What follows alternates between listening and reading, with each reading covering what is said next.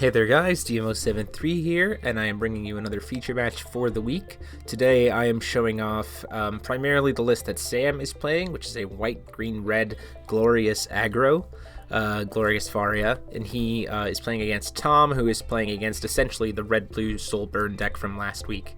I really wanted to show off Sam's list as kind of an intro to Glorious, and he just happened to get paired up against Tom the round that I was going to record him, so we will go ahead and check it out. If you want to see the Soul Burn list, the link is down below.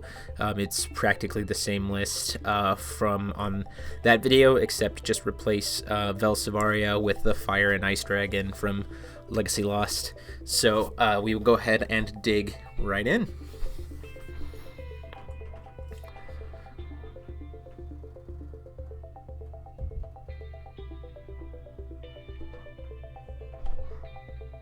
So I believe that Tom's going to be on the draw, which I think Mercurius, Sol, and Mars, and kind of now Lilius Petal are kind of the only rulers who are like really okay with being on the draw. Lilius Petal, it's nice, especially if you have a Messenger's Familiar, just to be able to go, okay, energize Messenger Familiar turn 1, guarantee your Killing Stone turn 2, and start to kind of go off. But for Sol, it's the same kind of thing, having that 1 mana or 1 will from the coin to be able to make a judgment happen sooner, a play with a spell happen sooner, something like that can be very effective. So off the top, Sam hits the Priscia's Memoria, which is the Shock Rock for Glorious, and he's going to cycle with Glorious, discarding that Lion, 5-drop Lion to get a card, and plays the Sacred Beast of Wind, so he's got a 3/3 flyer. Tom's going to go ahead and tap, hit a Hearth's Core, and play out a Guinevere.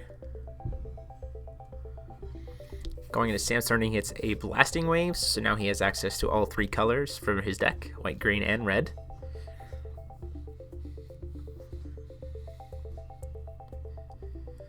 Plays 1 to play a I think it's Sacred Beast of Light is what it's called. It's the white 1-drop inheritance. And then play a Flame Sprite. He's going to swing in the air for 3, which Tom is just going to go ahead and accept. So he's going to get down to 37. He's going to use Priscia's Call to Action, which is actually really nice. So it's free if it's targeting a beast. It's Sacred Beast of Light. I think it's Sacred Beast of Light is a beast. So it's going to get Swiftness for the turn, and he gets to draw a card. He's going to do something with the Flame Strike, I'm not quite sure. He swings here he gets Swiftness and target attack. So he's going to attack the and Precision. He's going to attack the Guinevere, forcing Tom to sacrifice it. I don't necessarily know if I would have done that. I probably would have just, let him keep the Guinevere. It would have had to sacrifice itself anyway if he wanted to draw, and I would want to maximize damage.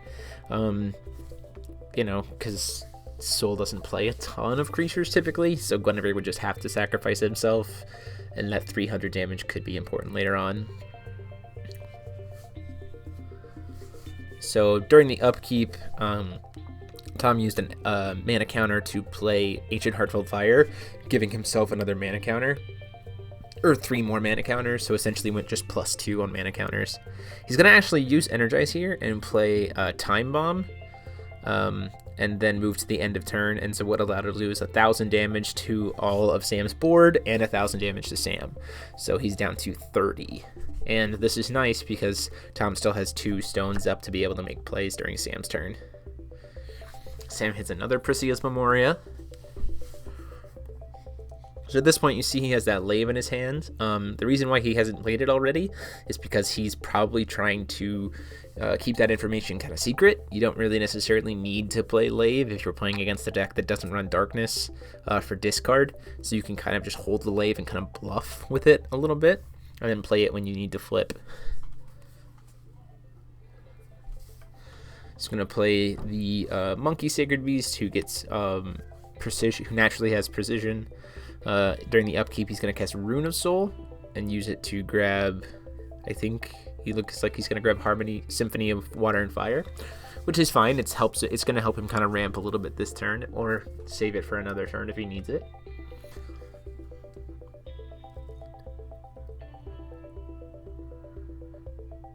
So into recovery. Sam taps for stone, hits another magic stone of vaporization.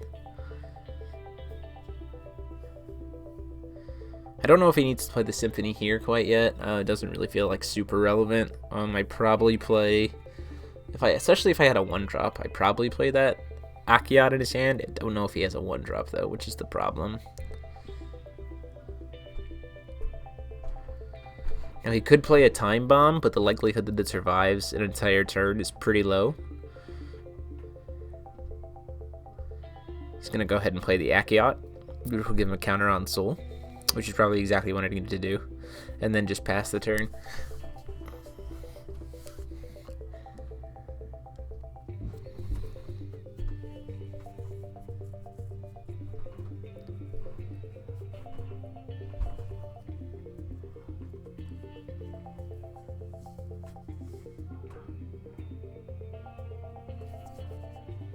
So Sam drew into an Apollo, which is pretty nuts for him. So he gets to do Judgment here.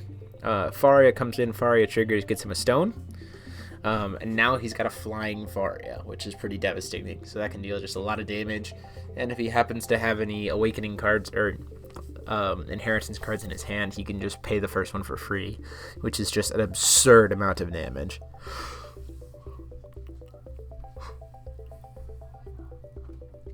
He's going to go ahead and use the free Awakening to make his little monkey a flyer, which I believe will do, I think at that point it's 8 damage. But he is going to swing into the, nope, he's going to swing at, so yeah, 8 damage there, take him down to 27. And then 12 damage, or 10 damage in the air as well. And then Sam's going to pump it up to make it 12. So taking him down to 15 total.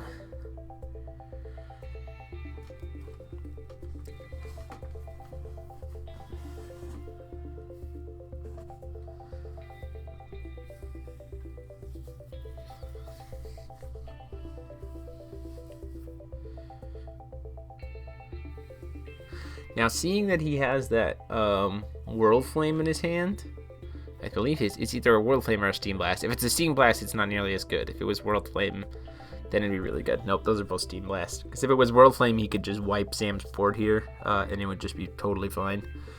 But he's going to cast Time Bomb, and in response, bring Akiat back to his hand. I don't know why he didn't just necessarily didn't swing first before he bounced, because there really wasn't a super huge need. But he is going to go ahead and save his Perseal by using an Awakening to make it a 15 or a 13/13, so Time Bomb won't kill it. And then Sam's actually going to go ahead and bounce it back to his hand as well, which just means that next turn Sam just gets to finish it off. So that is essentially the end of that game after taking Sam down to 20 life. Unfortunately, the attack from Glorious was just a little bit too strong. He just has to drop the Awakening to give him 15 and then swing. So we will be moving on to a pretty quick game 2.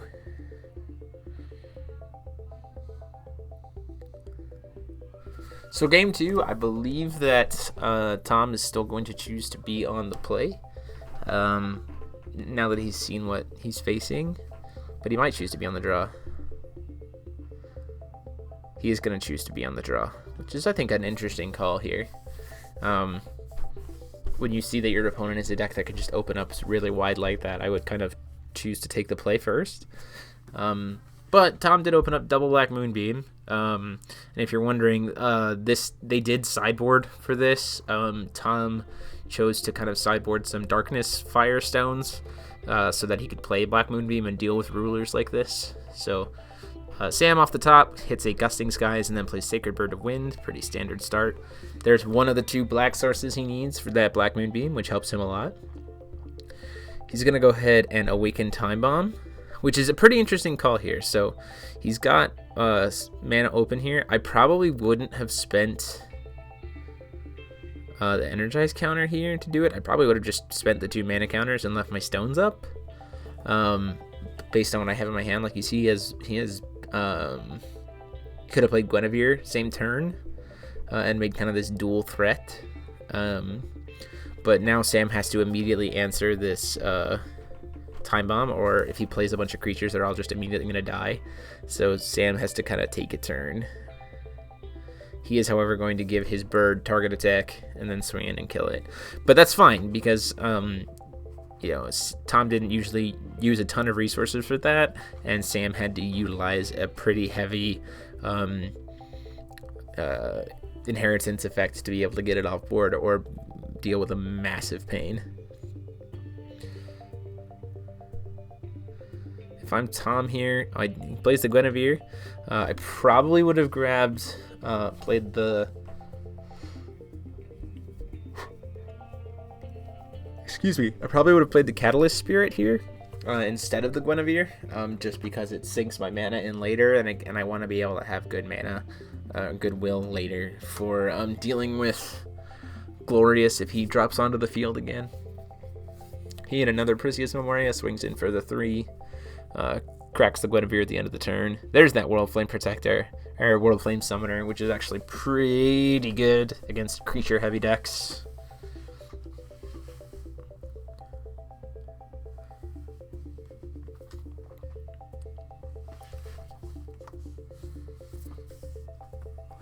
Tom decides to discard. If I'm Tom, I probably discard it. Because I have Rune of Soul, I'd probably discard an Ancient Magic. I probably discard that Moonbeam, and then in upkeep immediately grab the Moonbeam.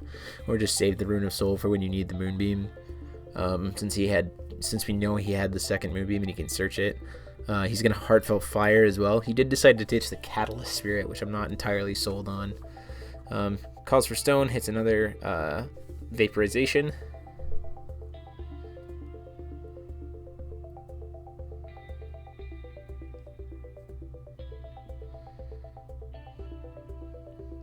Plays the World Flame, leaving up 2, and he's doing this to burn the board for 1,000, and burn Sam for 1,000, I believe.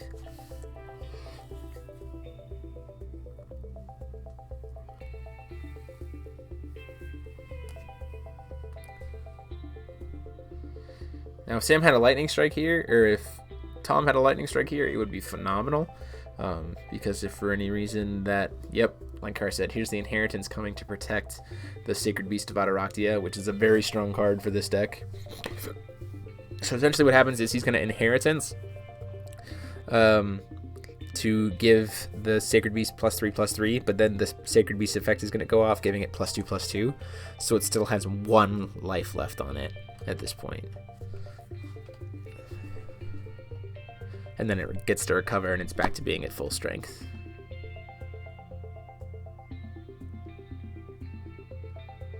If I'm Sam here, I probably push pretty aggressively. Yep. I don't see a Black Moonbeam coming. I'm going to be able to do a bunch of damage, and I'm going to be able to lifelink, which is pretty strong. Hit, and I get a stone, so I can leave up all kinds of answers.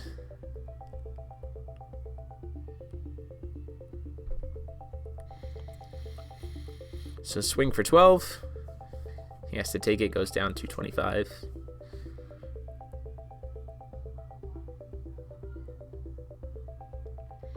Swings for 6, and then uses the free Inheritance for the turn to make him have the lifelink. So he'll be a 14/14 with lifelink, and he goes to do a really good play, which is Blood Boil in response to prevent him from gaining the life, but then he gets a Wall of Winded off the stone. So the Wall of Winded is discarded. And so now what's going to happen is he's going to take 14 damage, putting him down to 11, and Sam's going to gain 14, which is a massive life point swing. So now Tom, being the burn player, who should naturally be higher life than his opponent, is now has an opponent who has 4 times as much life as him, which is pretty devastating at this point. So Tom has got an uphill battle for him.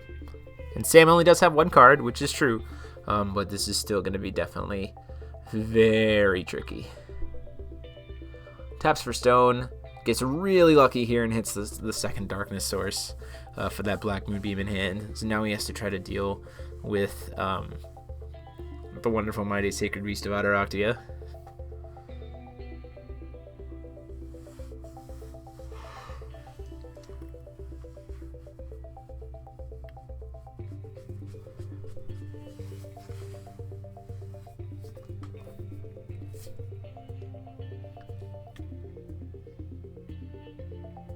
gonna play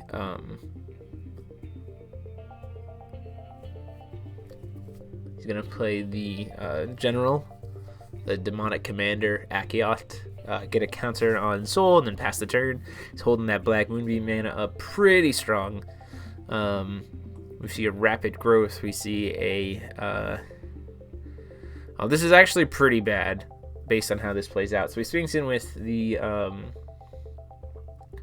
demon, and then Sam makes the right call here and does block. Because Sam doesn't have any red sources, though, he's unfortunately out of luck, and that's just going to get blocked. So he's just going to let that die. The rapid growth is used so that Divine Beast of Adaraktia doesn't get killed.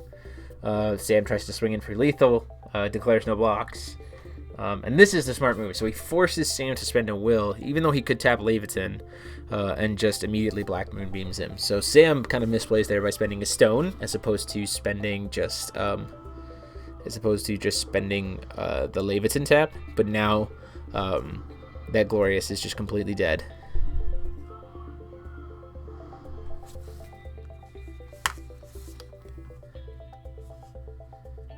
So going into Tom's turn.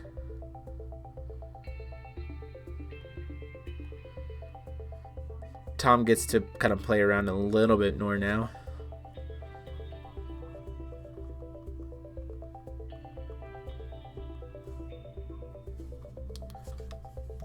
Deciding whether he wants to flip here. He's got the second Akiot, which honestly might be the best call here. Flipping here, because then he puts an 11/11 on board that Sam has to try to deal with in order to push through for damage. Plus, he's going to get 10 counters to be able to spend.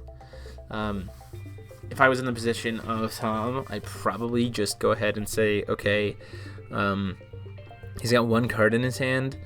I don't know what else he has other than the Time Bomb. I'm tempted to say he should just cast the Time Bomb, not Awakened, but Awakening just to clear it off the board is probably the best bet.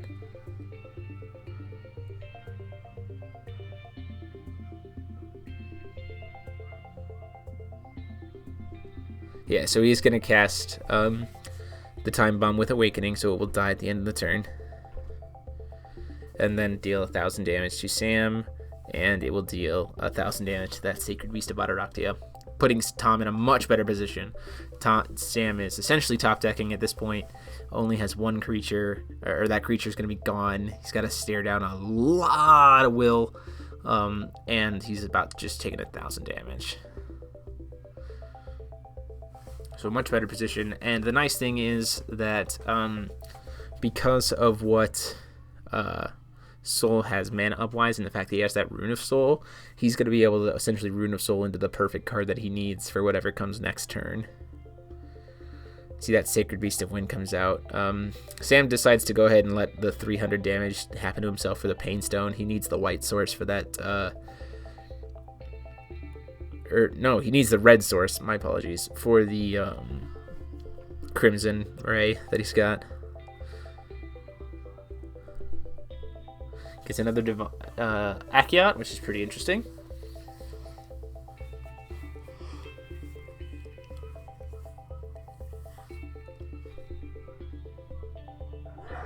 One thing that a lot of people don't remember is that Ancient Heartfelt Fire has 2 modes.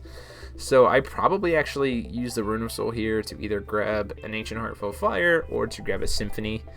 Especially since he top decked into an Akiot, so he can like play Akiot and then play Symphony and then get both modes. So it looks like he's going to grab the Symphony. So play the Akiot, play the Symphony, get both modes. Get to bring back a spell. You can grab a Symphony. Like that Symphony will resolve, go to the grave. You can grab a Symphony from the grave. Use that to grab the other Symphony from grave. Like, you can do all kinds of shenanigans to just ramp ahead.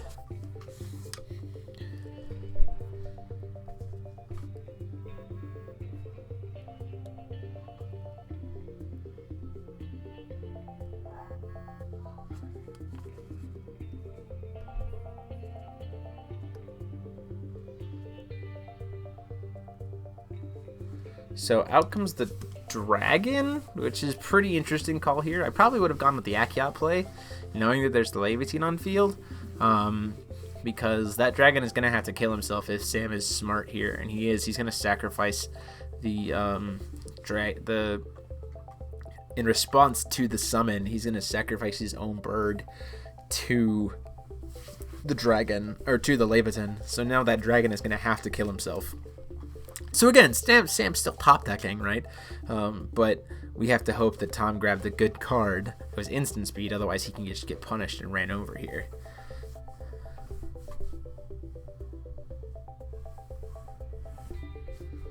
And they're kind of talking about it because Tom's a little bit newer to the game, but is a strong burn player. So he's like, oh wait, I have to kill myself.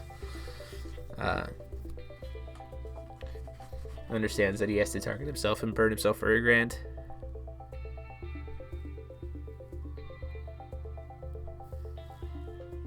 This is why Leviathan is such a good card. Having an instant speed sack outlet can make your opponent stumble and misplay. And so essentially what happened here is Sam got a free removal spell off of Tom tapping out. He's still got an Akiat, he's still got the Symphony. He's going to go ahead and swing for that 1100, putting him down to 22. Again, potentially very risky, but he doesn't have to deal with swiftness from Glorious, so it's not a big deal.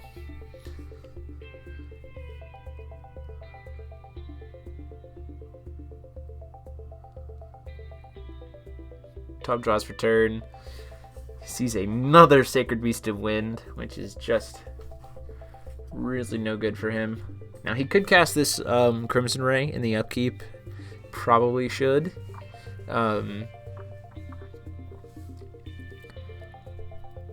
I think he already kind of knows these beats, so maybe not.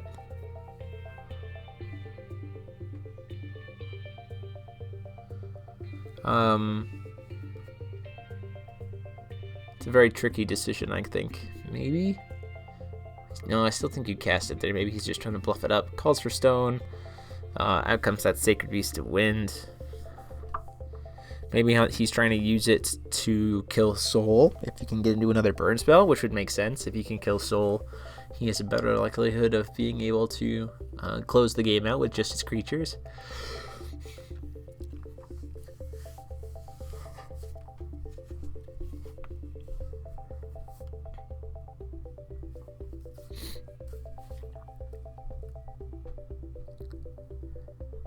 Gonna go ahead and pass, draw the turn.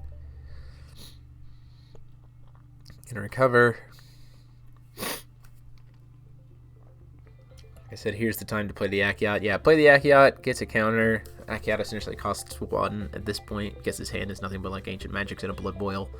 I would probably use the Ancient Magics over the Blood, or the counters over the Blood Boil at this point. Or counter over the mana so that you can still cast Blood Boil and just finish the game off here. But he decides to not. I think if you're going to spend all that turn anyway, there's no reason not to use Ancient Magic over your stones. Just because stones can also be used for Ancient Magics later, but they can also be used for non-Ancient Magics. Just a personal thing. He's going to search for Rune of Soul. He's going to give the Rune of Soul flashback in the grave. And then generate the 3, spending 2 of it to then immediately cast the Rune of Soul. Searches for another... now this is interesting. So he searches for another Symphony, which makes 100% sense here.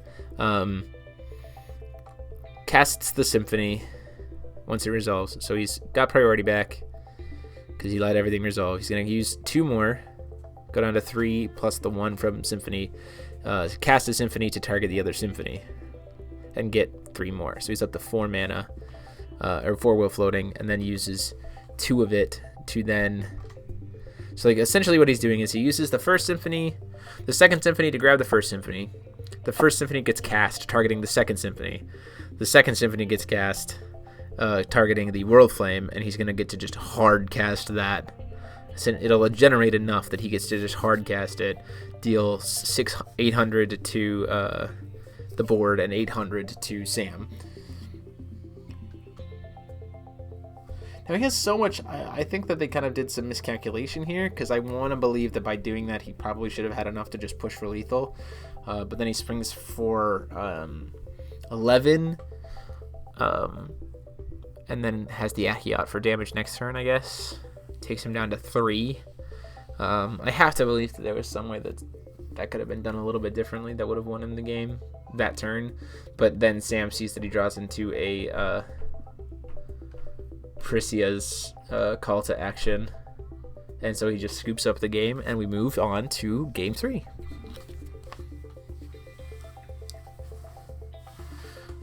So game 3 here is pretty interesting.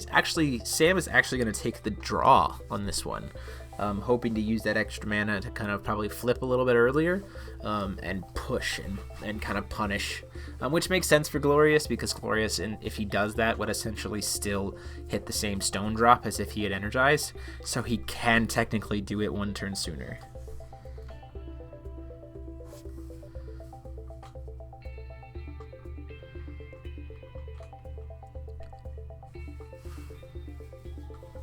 Oh, so Tom's going to kind of do some shenanigans here to make sure that his mulled cards are happy.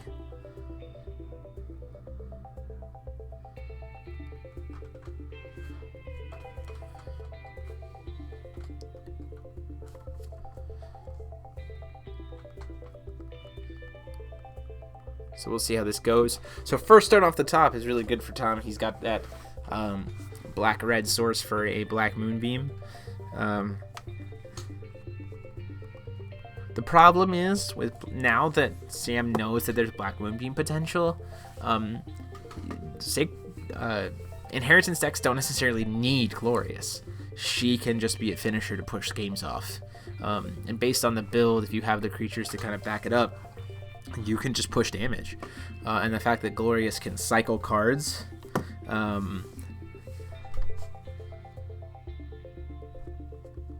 it makes it a little bit easier for him. He's actually going to go ahead and energize right off the bat for a Sacred Beast of Ataraktia, which is really good. Hitting it first turn. And then Tom's going to go ahead and use Ancient Heartfelt Fire to get that extra stone. So he does have the Black Moonbeam in hand. He decides to pass here, which is interesting. Does he have an Awakened Time Bomb? If he had an Awakened Time Bomb, I probably would use it here. Because the longer that Beast of Ataraktia stays, the worse it gets for him. So he's going to take 6 here. And then he's thinking about whether or not he wants to pump. He's actually going to go ahead and use a Rapid Growth, which is probably smarter, and just deal a cool 1,000 damage.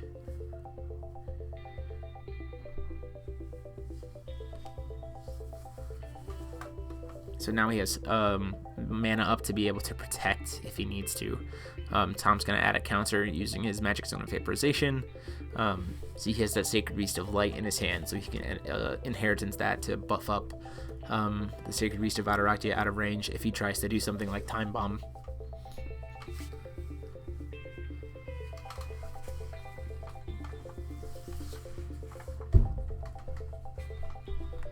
So you're going to play the Akiat.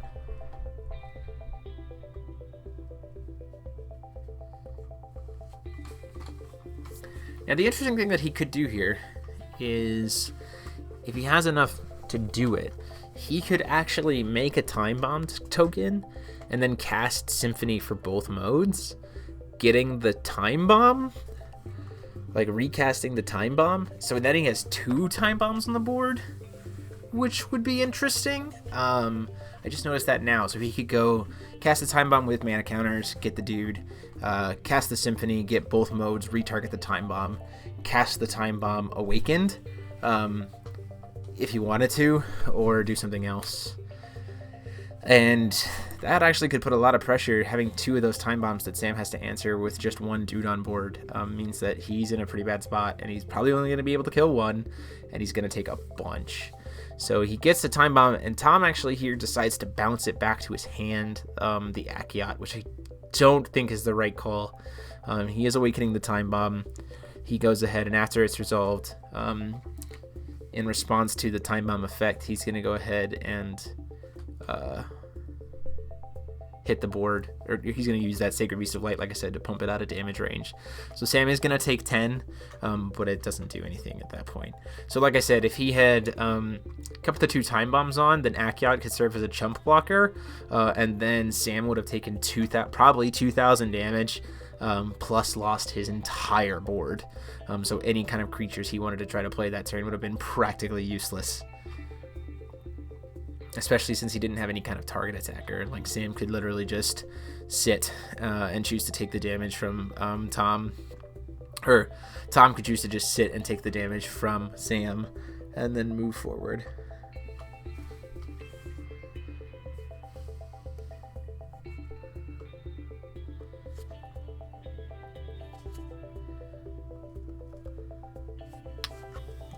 So, swing, he's actually going to go ahead and give it the lifelink as well. So it dodges, and then how did it kill how did the time bomb get killed? So the lifelink happens, Tom takes some damage. Tom's in a really bad way at this point.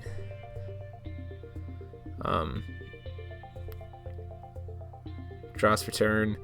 He's staring down practically death from that Sacred Beast of Adaraktia, and that's the problem, is especially if you have multiple lifelink things on that Sacred Beast, it is very, very hard to kill playing in red, especially since he has Sacred Beast of Light to be able to give it the hexproof from the barrier from red. Sam can just push through with the Sacred Beast and finish the game.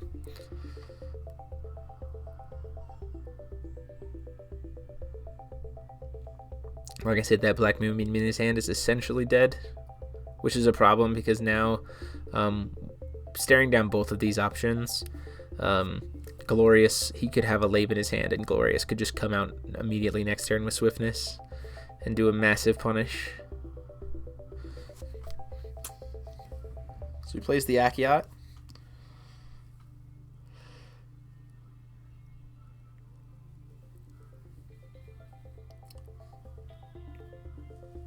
Gets the extra counter, and then unfortunately just has to pass. The life gain from Sacred Beast is really what makes this hard matchup for Soul. Having so much life gain, and the fact that if he does drop multiple, like if I'm Sam this turn, just to lock it in, I probably drop that Sacred Beast before the upkeep. Make it an 11/11 with lifelink. And then make it a flyer and make it a 15/15 with double lifelink and just gain 3 grand, and just call it over. Like, he doesn't even have to necessarily, like, he can do Judgment, and then provide it and have Leviathan out, and provided he doesn't completely whiff with Glorious, you know, he's still in great shape.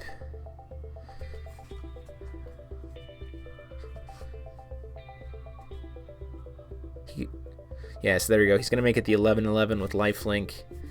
And he's got so much inheritance in his hand anyway, it doesn't really even matter. So it's going to survive. It's now an 11/11 with a single instance of lifelink.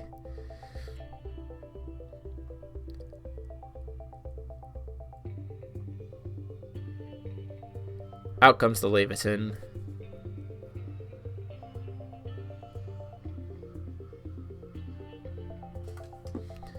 It's just a matter of whether or not he just taps for stone or pushes through. I think since that beast is literally protected from anything that Tom could probably throw at him, you just dump all of your inheritance into him, make him a flyer, and just finish the game.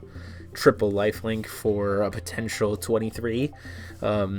He could gain 69 life here with one swing if he dumps that feasting. And let's see, the feasting would be +8 and be a 15/15, so 23. Yeah, he gains 69 life if he just dumps the feasting and the flying guy. I mean, it's not that it matters because Tom would be dead, but like, that's so much damage you can't even, like, so much life gain you can't even understand. Like, I don't even think there's a way for Soul to burn that much damage. Like, the deck is just done at that point. Yep, makes him a flyer. Now he's a 15/15 with lifelink. Or no, sorry, he's a 16/16. No, he's a 15/15. And he's going to gain 5. So he is a 16/16. So he's a 16/16 naturally here. 3 from the inheritance and then 2 from his own ability when he was already an 11. And just 16 damage in the air with double lifelink. And there's just nothing that Tom can even target him with to finish the game off. So he just goes over what Tom has. Tom says, I'm going to make you not able to gain any of that life and then scoop the game. So Sam doesn't even get to gain a bajillion life. But that is it, guys. Thank you so much for these two for playing the decks. Deck profile for the Glorious list will be up on Saturday. You already see the sold list link in the description. But go ahead and like, comment, subscribe, and share this feature match with your friends. And until next time, this is DMO73 signing off.